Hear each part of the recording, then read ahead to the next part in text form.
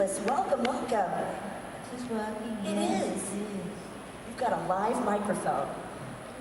Yes. You look amazing. First of all, you're no stranger to these Comic Cons, of course, and meeting all of your adoring fans. But how has Birmingham been treating you so far? Where? Birmingham. Is that where I am? It is. Oh, silly me. I forgot. I was in Forest Garden last night. Oh, that sounds so magical. And I thought, this is why I did this in A Midsummer Night's Dream. Shakespeare's Puck in A Midsummer Night's Dream says, so this is the Forest of Arden. I thought, I know this place. I played Puck. Anyway. Is it as magical as you thought it would be? Pardon? Is it as magical as you thought it would be, the Forest Oh, of yeah, Arden? yes. Well, we are so happy to have you here. And again, I know you've done Comic Cons before. What is it like to meet your fans that love Rocky Horror so much over the years? You still talking to me? Either one of you, whichever. I just asked. It's always a great surprise that one has fans. Still. Yeah, it's amazing. And I'm now doing tours of America, doing 15 states every September, October. And I thought I knew everything there was to know about Rocky Horror because I've done a million Comic Cons across America, here, wherever. I knew nothing till I got to the States. And we're sold out. I'm in the theater every other day. And they're sold out to 3,000 to 4,000 a night. Extraordinary, completely sold out. And I thought, this is overwhelming. And I'm like, here, when I come on the stage, they all scream. And I think, oh, please stop now. Would you just be quiet, because I'm here to speak, you know? It's beyond belief, and it was wonderful because little Nell and I were interviewed in a television show in the States, afternoon chat show. And the woman said to Nell and me, you know, do you never get tired of doing these Comic Cons? And Nell said, well, it's very nice to be worshipped. And the woman said, oh, I could do with a bit of that. And Nell said, get a dog. I nearly fell off my chair. And being a beloved America with not much humor or irony, said, oh, I'd love a dog. Is this Nell that said this? The woman, the interviewer, Nell said to get a dog, and she said, I'd love a dog. She didn't get it. She didn't get the insult. Sorry. Oh, how funny. But anyway, so I'm there with my 3,000 and 4,000 people screaming, and I thought, Nell's right. It's very nice to be worshipped. There's worse ways to spend a weekend, I think. Right. Yeah. Yeah. But your fans are so loyal, and again, it's spanned so many generations, Rocky Horror. It's become a real cult favorite from, you know, different genders, different ages. What do you think it is about Rocky Horror that has endured for so long? If I knew that, I could be a multi-millionaire. It's good songs. What do you think, Peter? What do you think it is about Rocky Horror that's endured for so many years? What makes it so special? Well, at the beginning, nobody was really interested until, were they? No. But that's because they didn't know how to market it. 20th Century Fox didn't know what to do with it. So it sat for 2 years, one forgot about it. And then started to trickle back to London. But in New York, and they're talking to your film. You think, what? They're doing what? Talking to our film. And they're dressing up as you. You think, what? Like this is in the 70s. There was a great kid at 20th Century Fox said the only way for this film to work is to put it on every campus in America and put it on midnight showings. Was he a genius? That's how it happened. So these midnight showings in the States at the Waverly and the 8th Street Cinema. So it got back to us at home, and they invited us, Richard and Pat, we're on the plane, to go and see them talking to our film and dressing up as us. Couldn't believe it. And that's the first time he saw this phenomenon of what was going on. And look what happened. It's still going and going, of course.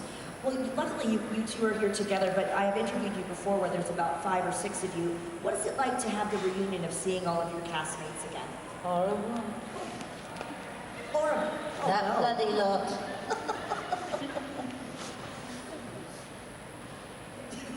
Horrible. Okay. Just making sure I got that right. Well, you Actually, seem- I'm going doing LA in September, and it's the 50th year this year, which is extraordinary. And Tim will be there. Sir's just been invited, and Nell and Barry. I've never been to America. Ever? No, never. Really? Yes. I'll take your hand. You hold my hand. Wow, I will. I know. What a way to start in America. Oh, wow, that's amazing. Phew. Sorry, I'm a bit taken aback by that. I thought you were a very sophisticated Will fellow. they give me a visa? They won't? Will they give me a visa? Oh, yeah. They'll buy you one, a working visa. That's if you work. If you get paid. Okay. We'll be very happy to welcome you to America for the very first time. How exciting. You did mention, though, that people were dressing up as the characters. Obviously, an iconic character, but well, both of you. What is it like to see people dressing up as you in cosplay? What is it like to see your characters come to life via your fan base? Well, if I was Rocky, I'd love it. You look amazing, sir. Gorgeous. That's very Round of impressive. applause. Yes. Very impressed. Fantastic. And what a tan. All of Fantastic. it, stunning. Well, I meet a lot of maids. And I've met, you know, the great-grandmother, the mother, granny, all coming to my How is table. you? All dressed as somebody called Magenta. Well, we, of course, we love the films. If anyone has a question, we have a microphone here. We are Monopoly Events by the fans, for the fans. We want to hear from you. I assume our cosplayers have questions. Don't be shy. Come up to the microphone and ask a question from our lovely guests here. I do have to ask you, though, how did the roles come to you? I mean, I'm sure you were already working as actors, but how did this specific role come to you? I auditioned. Oh, okay. Simple. And how did it go? But you got it, so. No, it was extraordinary because I had done a play upstairs at the Royal Court. Well, it came about because Jim Sharman, the director, who directed Richard and Tim before in Hair, he directed Superstar, Jesus Christ. He was really, in particular, Jim Sharman. And he was now doing a Sam Shepard upstairs at the court, and he cast Richard O'Brien in it. And Richard was there with him and said, I've just written this little musical. I wonder, he said, if you just look at the script, I mean, it isn't all finished or anything, but... So Sharman looked at it and said, right, I'll do that. So he went to Nicky Wright, who ran the theatre upstairs, and he said, I want to do this musical. And Nicky Wright said, what, rock and roll music? And he said, well, then I won't direct Unseen Hand to Sam Shepard, unless you do it. And Nicky Wright said, oh, right. You know, 3 weeks at the most. So that's how the whole of Rocky Horror has always been. Potluck, everything about it, extraordinary. And so we did it, and within 2 days, Bianca and Mick were queuing on the stairs, her in her white suit and cane she wore in those days. You know, the Bowies are all got round the block within 2 weeks. Word of mouth across London. Got to see it. Extraordinary. And then 2 years later, they said they want to make a film. We thought, what? Amazing. Forgot all about it. And then this is what happened. And because he wouldn't have any of the names, just us, his team from the show. Otherwise, no film. Sharman wouldn't do it without Tim, without Nell, Pat and Richard. The 20th century accepted that, but he was given a pittance to make it, because he'd no names. So hence no selling power. So this pittance, we had to make this film in 6 weeks. Bray Studios. Yes, at Bray Studio. Yeah. And it was where the Hammer horror films were made. So it was extraordinary that you were worked stupid. Like people ask me, you know, did you have fun, or what did you do on the set? They tell me the story. You think, all I did was work from 6 in the morning to 10 at night, every day for 6 weeks. You try doing a musical in 6 weeks, you know, but we knew it. Anyway. Well, some of these Comic-Cons, you've mentioned you've done sort of watch-alongs and you re-watch the film. What is it like to watch yourself back on screen? Lovely. Yeah. I like this film. We do too. Oh, good. Peter, what is it like to watch yourself on screen? To tell the truth, I only actually watched it, the whole movie, about a couple of years ago when it was on TV.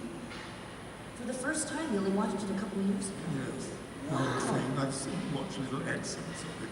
What did you think of yourself? It's okay now, when I'm looking back. Actually, you're really good in it. When I first met you, I knew you from the King's Road. You were that amazing model person. And he was the only muscular person in London at the time, because nobody worked out in those days. Nobody went to gym in those days. Nobody. And it was extraordinary, because I knew you from around Kensington Market. Did you drive a sports car? I had old American cars. What colour? Mustang Mach-1, sort of silver one. Was it silver? Yes, American. Yeah, because I remember all this, and everyone knew him from the King's Road. We were the beautiful people in the 70s, and he was really beautiful. And it was unheard of, that meant beyond belief, to see this muscular person, because nobody worked out, didn't exist. Everyone was like a stick, you know, so... So they just asked me to do an audition, and I just mimed to Brian Ferry. I'm in with the in crowd. Wow! And they gave me the job. Yeah, but the point was, like, had you acted before? No. Never acted before. Well, I was in some Dino De Laurentiis sort of Italian thing. Oh, very good. Right, but the point is... And Derek Jarman, on a couple of Derek Jarman films. Oh yeah, I did those. Oh, I was in one with you. In Jubilee and Sebastian. Yeah, I was in Sebastian. Yeah. I remember sitting with you. Yeah, in the film. Isn't that funny? That's not funny. Go ahead. Peter, what was your diet and exercise regime in those days? I'm sure it was very grueling to get a physique like this. Well, it wasn't a physique. I mean, when I go to a gym, I wasn't lifting sort of 30 dumbbells, 30 kilos like people do now. I mean, I still go to a gym. And I just, the diet was nothing, just sort of nothing. Diet or exercise? Nothing over the top. I think I went 3 times a week to a gym. Where was that gym? The first gym I went to when I left school, it was a sort of grotty place in the basement in Queensway called Rusty Hood's Gym down in the basement. Shout out to Rusty Wood's gym. And then... Rusty Hood. You didn't go to one over the Speed Queen laundrette, did you? Didn't what? It was someone, maybe it was Tim or somebody was working out above the Speed Queen laundrette in Paddington. Yes, it's sort of... Was that you? No, I was down in the basement behind, in a sort of alleyway off the Moscow Road in Queensway. tiny little grotty gym. Ah, so you've nothing to do with the Speed Queen No, laundrette? not the Speed Queen laundrette, no. Well, that was somebody else, because it was very apt that they were there, you know? The laundrette. The Speed Queen. Speed Queen, laundrette. Sponsors, thank you to our sponsors, the laundrette, the Rusty Works Gym. If you're just joining us, guys, we have a microphone here. We want to make this interactive. If you have a question for, I knew it. Good. The question was brewing, and this gentleman is on the way. Hello, good sir. What was Meatloaf like to work with? Sorry? What was Meatloaf like to work with? Oh, Meatloaf. Oh, he's great fun, wasn't he? No. That Texan geezer. I'll never forget. I mean, he arrived from. He'd been in the show in America at the Roxy with Tim and everything, but I never met him. I never knew who he was. And it's way before Bat Out of Hell or anything. He hadn't done any of that. And this guy comes into. We've got a singing rehearsal. I'd never met him before, and he comes in. This big Texan fella, and he goes, "Ha!" to me. I thought, oh dear, who's he?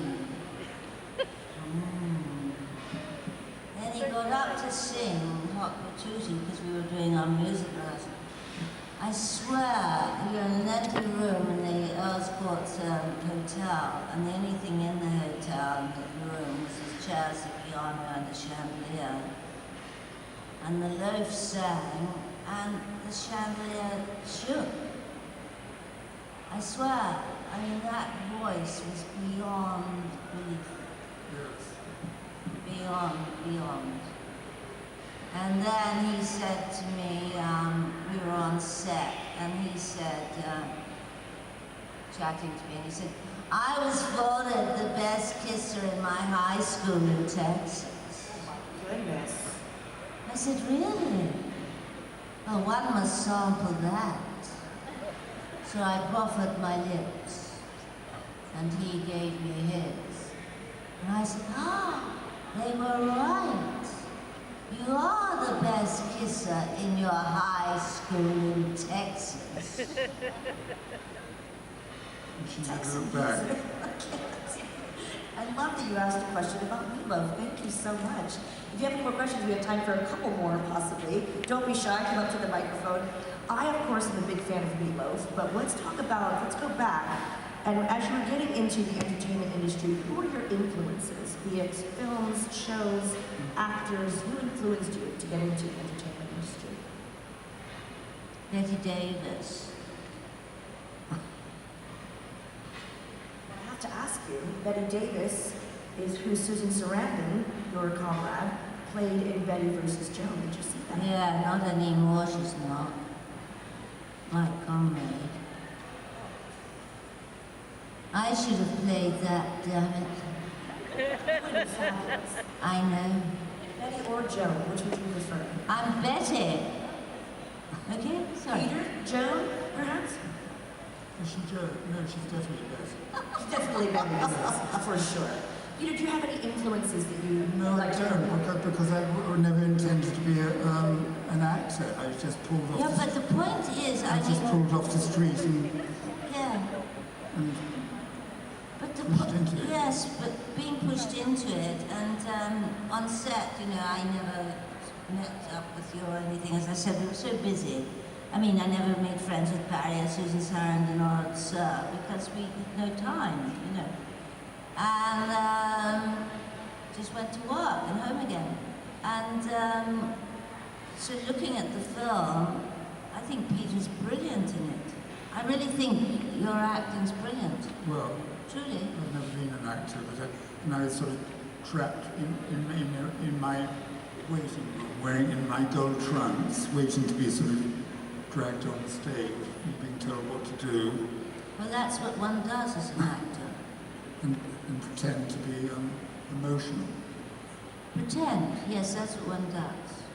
I hear it's a lot of waiting around, but there are very unglamorous sides. A lot of waiting around and a very Brave Studios, very run down, isn't it, Pat?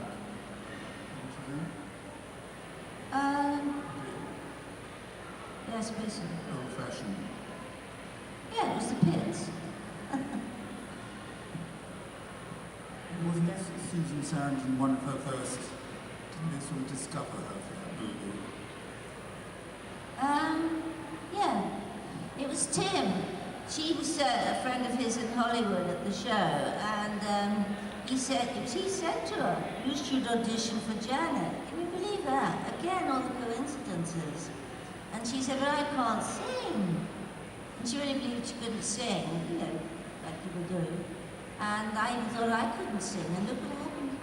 Anyway, but the point is, she said that, and they said, "No, you really should." So, in other words, he cast her, really, clever. And Barry, I don't know, but they were both unknown. Working with Tim, what was it like to work with Tim? I've yet to meet him, but I am the biggest fan. He's just another actor, as far as I'm concerned, Diane. Tim. Oh, Tim's wonderful. Yeah, as a person, he's brilliant. But you know, I mean, we learn the lines and we do our homework and we act together in rehearsal. You don't think, "Oh, he's wonderful." Sorry. Because I've just done a documentary with Lannis O'Brien. And he said, "What did you think when you first saw Tim in his cloak and whatever?" I said, "I didn't think anything." He said, "But you must have. Everyone thought." I said, "I know, but I'm not the audience. I saw him every day in rehearsal walk down with his cloak." Charm wore off, I'm sure. You know, so I'm just saying, the audience have the reaction. That's the difference. It's different if you're working. All those great memories and all the amazing costumes and the songs, the music of the film. Now we're talking about actors. Obviously, Tim's one of my favorites. Who are some of your favorite actors, be it past or present? Oh, God. You asked that. Oh, sorry. I can't say Betty Davis again. Yes, maybe more modern actors, like kind of. No, I films and don't TV like films them. today.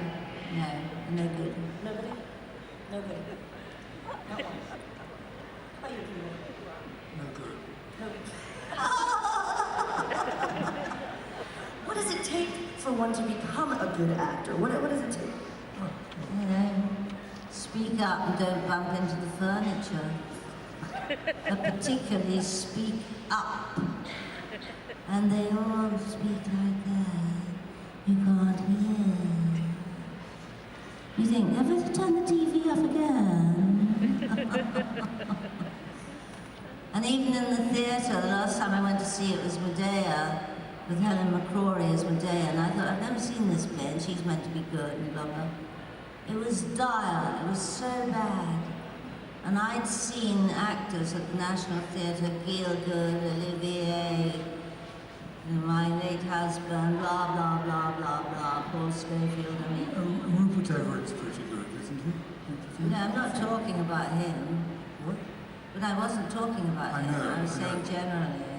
I'm just saying about the play, and I thought, that's it, I'm never going to the theatre again. It finished me off.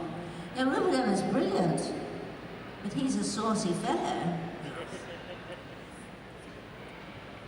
Now, what plays did you like before you decided to cut yourself off from attending plays? Which ones actually impressed you when you went to see them? I haven't been to a play for years. No, right. You?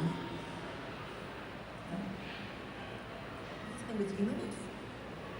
Did you enjoy, plays that you were particularly in, or? Yeah, that's all I wanted to be, was a stage actress. The other things happened by accident. I did a lot of theatre. I like Lady Macbeth. She's good. A lot of actors do prefer an actual live audience to sort of give that feedback. No, I don't prefer. They're completely different. But they are, live theatre's brilliant. Well, I think we've got to wrap up. You guys have been phenomenal. Do you have any final words for your adoring fans here in Birmingham? Thanks for coming. Bless your hearts. Thank you. It's so kind. Thanks. Yes, thank you, Peter. Thank you, Patricia. And thank you, all of you, for joining the panel. Patricia and Peter are going to be in the celebrity areas. They're going to get photos with you and grab an autograph. Go show your respect and appreciation to these two legends. Thank you so much. Give it up, Birmingham, for the cast of Rocky Horror.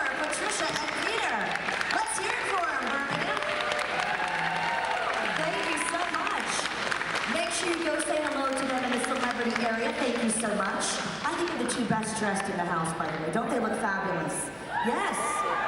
Fantastic. Get those selfies, everybody. Thank you so much, Patricia and Peter. Again, make sure you go say hello in the celebrity area. There's photo ops and autographs, and make those memories with us here today. One more time for our Rocky Horror Cast.